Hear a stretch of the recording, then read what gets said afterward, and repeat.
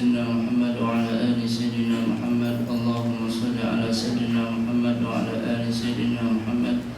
اللهم صل على سيدنا محمد وعلى آل سيدنا محمد. بسم الله الرحمن الرحيم. الحمد لله حمدا حمده، والصلاة والسلام على خير خلقه محمد ورسوله وعبده وعلى آله وصحبه من بعده. قال رب اشرح لي صدري ويسر لي أمري واحلل عقدة من لساني يفقه قولي. سبحانك لا علم لنا إلا ما علمتنا إنك أنت العليم الحكيم. لا حول ولا قوة إلا بالله العلي العظيم. لا حول ولا قوة إلا بالله العلي العظيم.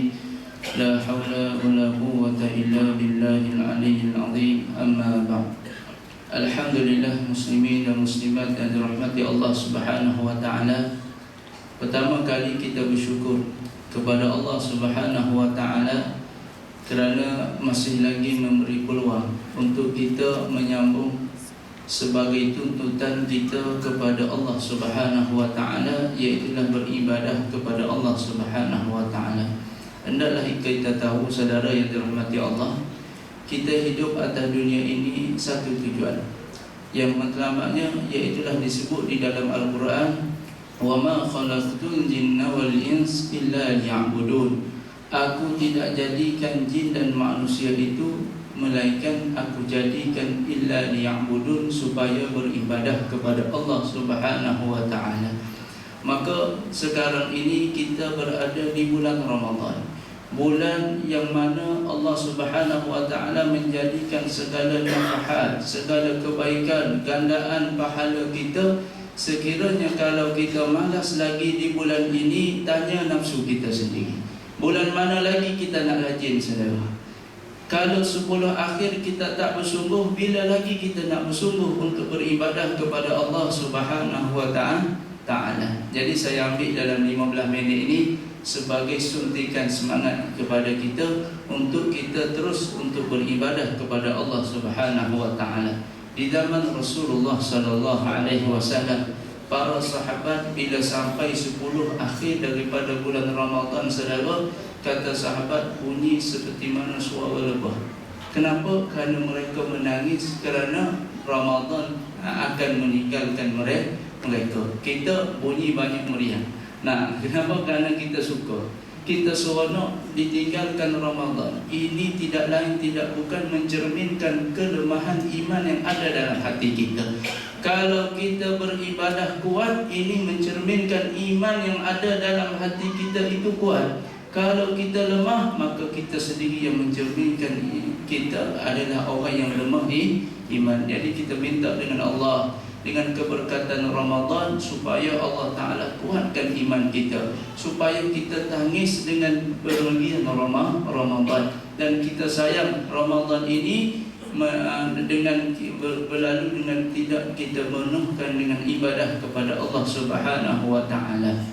Tertarik saya dengan satu hadis Nabi sallallahu alaihi wasallam, hadis yang panjang.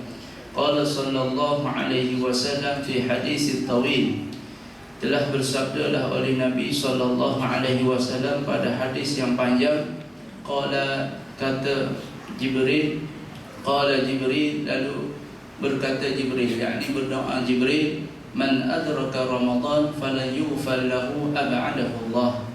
Qul amin, fakultu amin. Siapa yang mendapati Ramadan falan yughfar lahu, tapi tidak diampuni segala dosanya.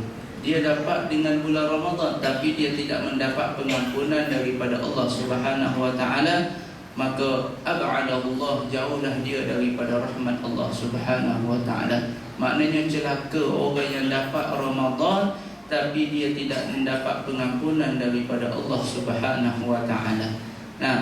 Jadi ada juga orang yang duduk di bulan Ramadan tapi tak dapat pengampunan daripada Allah.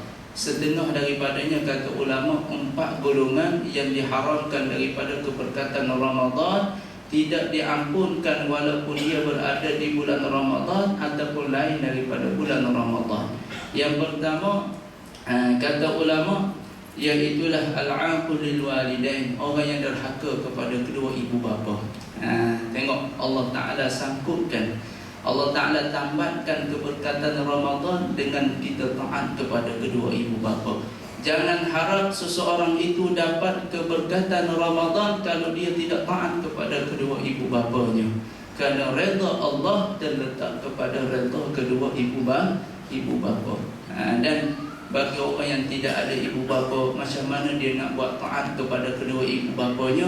Banyakkan dia berdoa kepada Allah Subhanahu wa Ta'ala seperti yang diajar oleh Allah Ta'ala sendiri. Irhamhuma, rahmatilah kepada kedua ibu bapa saya ya Allah, kama rabbayani shaghira, seperti mana mereka kasih sayang ketika kami kecil. Kedua ibu bapa kita terlalu sayang macam kita sayang kepada anak kita, saudara. Orang yang ada anak, dia tahu macam mana sayangnya seorang ibu bapa kepada kedua ibu bapa, kepada anak-anaknya. Sayang yang begitu hebat. Sebab tu pepatah mengatakan kasih kedua ibu bapa sepanjang jalan, sampai meninggal dunia. Ada seorang mari berjumpa dengan saya. Dia mengadu anaknya meninggal umur 40, perempuan, saudara. Dah berkahwin, dah meninggal umur 40. Dia mengadu, dia kata anak dia ada harta, ada mana pusaka. Jadi sekarang ini dia dengan suami bagi anaknya bergaduh dengan mak sendiri. Mana mak dia lah, dia bergaduh. Kenapa? Kerana dengan sebab harta. Lalu mari menangis, bagi cerita kepada anak bahawa suami ni nak sangat harta yang ditinggal oleh si isteri tadi. Tapi seorang ibu, dia dapat bercakap dengan hati dia. Dia kata, Ustaz, itu anak saya, Ustaz. Saya dapat rasakan, kalau saya dapat duit itu ya Ustaz, saya tak akan makan untuk saya. Saya akan sedekah, saya akan bagi juga untuk anak saya. Tengok begitu kasih sayang seorang ibu kepada anak. Walaupun anak telah meninggal dunia, tapi kasih ibu tidak terputus. Tapi kasih anak, kata pepatah, sepanjang ganda. Sekejap je. Kasih yang begitu sikit. Ini di zaman Rasulullah sallallahu alaihi wasallam pernah berlaku, saudara. Macam mana nak digambarkan ada anak-anak yang tidak benar-benar kasih kepada kedua ibu bapanya. Bahkan mereka menderhakai kepada dua ibu bapa. Di zaman Rasulullah telah pun berlaku. Ada satu kisah, seorang si anak pergi bertemu dengan Rasulullah sallallahu alaihi wasallam, lalu mengadu, ya Rasulullah, ayah saya telah mengambil harta saya dengan tanpa izin ya Rasulullah. Maka hendaklah engkau hukum kepadanya. Berikan hukum kepada ayah saya yang telah mengambil harta dengan tanpa izin saya. Terkejut Rasulullah sallallahu alaihi wasallam. Lalu Rasulullah perintah kepada sahabat supaya panggil si ayah tadi pergi bertemu dengan Rasulullah sallallahu alaihi wasallam. Beberapa lama datang si ayah tadi. Rasulullah tengok daripada jauh, rupa-rupanya, saudara, ayah ini sangat-sangat tua, tidak larat nak berjalan melainkan dipimpin oleh sahabat Nabi sallallahu alaihi wasallam. Tapi dengan perintah Rasulullah, mari juga datang, bongkok-bongkok pergi bertemu dengan Rasulullah sallallahu alaihi wasallam. Lalu Rasulullah tanya, wahai si ayah, apa yang berlaku sehingga anak kamu mari menuntut hak daripada kamu? Dia mengatakan kamu mengambil hartanya dengan tanpa izin. Apa yang berlaku wahai si ayah? Lalu ayah yang tua tadi mengangkatkan kepalanya. Lalu dia mengatakan, ya Rasulullah, izinkan saya bercakap ya Rasulullah. Maka kata Rasulullah, silakan. Maka ayah yang sangat tua tadi, dia pun mengangkatkan kepalanya. Dia menunjuk, ini ya Rasulullah, anak saya ya Rasulullah. Dulunya anak saya ini miskin ya Rasulullah. Memanglah keluar daripada perut, mana ada duit. Nak kerja tak boleh, baby lagi. Dulu anak saya miskin ya Rasulullah, dan saya ketika itu kaya ya Rasulullah. Dulu anak saya ini lemah ya Rasulullah, dan dulunya saya itu kuat ya Rasulullah. Tapi sekarang saya miskin ya Rasulullah.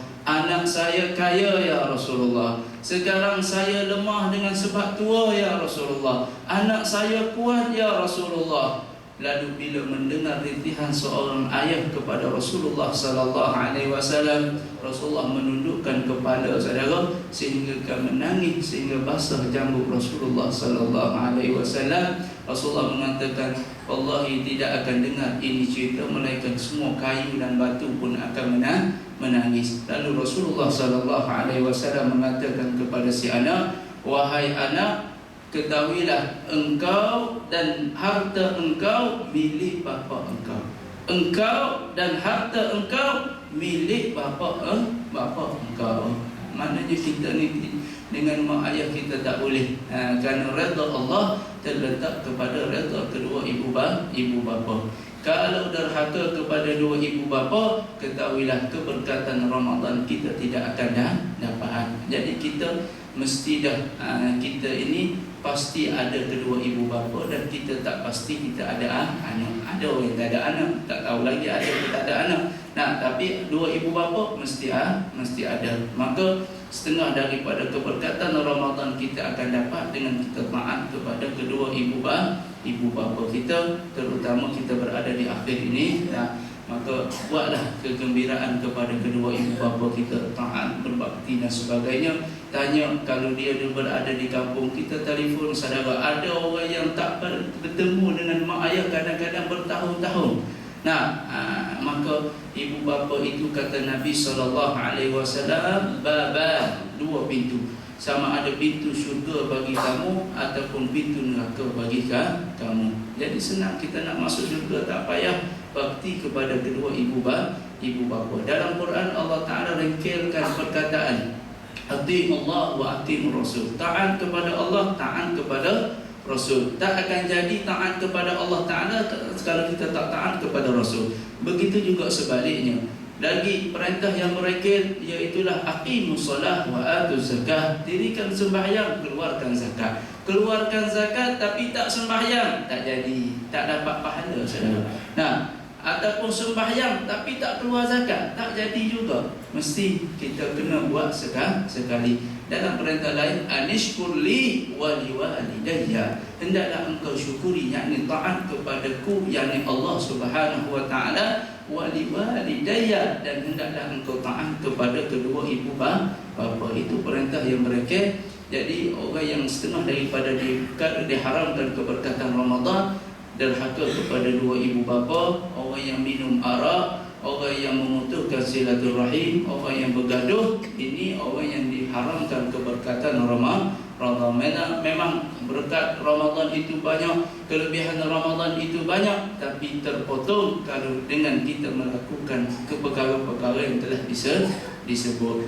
Jadi saya menyuruh kepada ahli jemaah supaya kita taat kepada dua ibu bapa, dan kita rajin-rajinkan untuk beribadah kepada Allah Ta'ala di malam akhir ini. Anggaplah inilah Ramadan yang terakhir. Kita tak tahu, tiap-tiap hari ada je orang meninggal dunia. Kita tak tahu bila masa kita akan bertemu dengan Allah Subhanahu wa taala, dan yakinlah bila kita bertemu, kita tak akan dikembalikan balik ke dunia balik untuk beribadah kepada Allah Subhanahu wa taala. Maka carilah malam Lailatul Qadar dengan bangun sembahyang malam, terutama dengan menjaga sembahyang berjamaah dan sebagai ibadah yang kita telah maklum. Kita dah tahu dah, cuma malah rajin kita je. Nah, kalau malah, semua orang malah saudara. Ikutlah nafsu, selimutlah dengan nafsu, tapi menyesal kita ketika berada di hadapan Allah Subhanahu wa taala. Masa pun dah tepat dah. Jadi sekadar itu, apa yang baik datang daripada Allah Subhanahu wa taala, yang lemah dan kurang daripada kekurangan saya sendiri. Cuma anak ambil setengah minit, anak ada bawa tabung untuk madrasah saya. Siapa nak menyumbang untuk madrasah anak sendirilah. Anak sebagai mudir di madrasah Darul Futuh di Paya Jaras, Sungai Buloh. Jadi kita ada sediakan pamphlet dan ada sediakan tabung. Siapa yang nak menyumbang ataupun tak bawa duit lagi, ada di situ nombor akaun untuk memudahkan segala urusan kami. Dan kami daripada Darul Futuh banyak berdoa kepada Allah yang menyumbang supaya Allah Ta'ala mudahkan segala urusan dunia dan akhirat, berjaya dunia akhirat insyaAllah. Wallahu a'lam bissawab wa ilaihi marji'ul ma'ab. Allahumma anfa'na bima 'allamtana wa 'allimna bima yanfa'una. Allahumma faqihna wa faqih ahlana wa qurbatina fi dinina ma ahli al-qudri unsa wa dhakar. Allahumma waffiqna lil khair wa 'inna 'alayhi, waffiqna lil khair wa 'inna 'alayhi. Allahumma barik lana fi Ramadan, Allahumma barik lana fi Ramadan wa a'inna 'ala al-qiyam wa siyam. Allahumma arzuqna lailatul qadr, Allahumma arzuqna lailatul qadr. Allahumma rizqna al-himmah wal nashat wa kamal al-iqbal 'ala at-ta'ah. Allahumma ibta'in 'anil waswasi syaitan. Allahumma inna na'udzu bika minal 'ajzi wal kasal wa na'udzu bika minal 'ajzi wa na'udzu bika minal jubni wal bukhl. Rabbana atina fid dunya hasanah wa fil akhirati hasanah wa qina 'adzaban nar wa qina 'adzaban nar wa qina 'adzaban nar. Wa sallallahu ala sayyidina Muhammad wa ala alihi wa sahbihi wasallam. Walhamdulillahi rabbil alamin wal 'afwu